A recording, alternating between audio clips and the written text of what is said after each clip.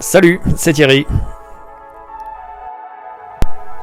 Dans cette vidéo, je rentre dans la technique avec une démonstration du principe de base de la mise en œuvre du sous-enduit tramé sur isolant en une passe. Là ici, je travaille sur un isolant graphité sur lequel je vais venir déposer de l'enduit de base, sur lequel je vais ensuite poser une trame anti-fissure et la recouvrir en une passe. Donc pour réaliser tous ces travaux, il te faut une truelle crantée. Là ici, j'utilise une truelle crantée de 8 mm et je dépose donc uniformément et assez grassement quand même du produit sur toute la surface. Donc là je travaille à peu près sur 1 m², pour la démonstration c'est suffisant. C'est simplement le principe de base de la mise en œuvre en une passe.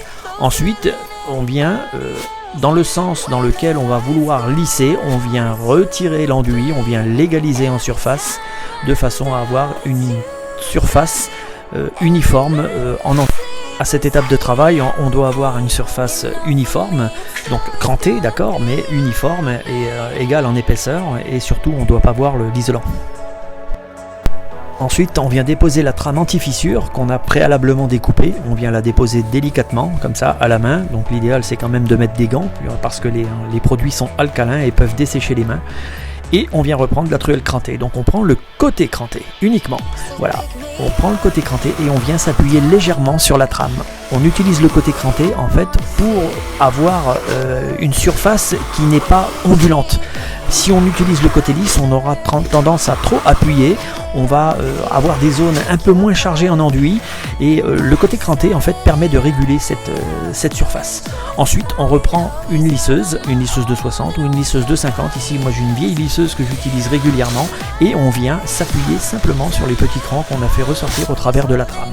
Donc voilà, il suffit, on peut rappliquer, on peut repasser autant de fois qu'on veut et plus on incline la lisseuse sur le support, plus on a un effet lisse. Donc voilà comment on réalise le sous-enduit de base en une passe.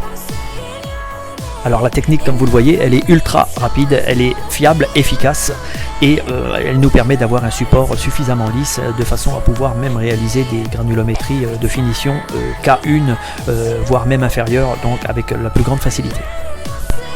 Donc là je décolle la trame et pour faire remarquer simplement où se trouve la trame réellement. Elle se trouve dans le premier tiers de l'enduit, ça c'est l'endroit idéal pour être très efficace contre une éventuelle apparition de fissures dans le système par la suite. Donc là on est bien posé sur un bon matelas d'enduit qui va permettre lui entre autres de s'opposer aux variations dimensionnelles que va subir le système pendant toute sa durée de vie.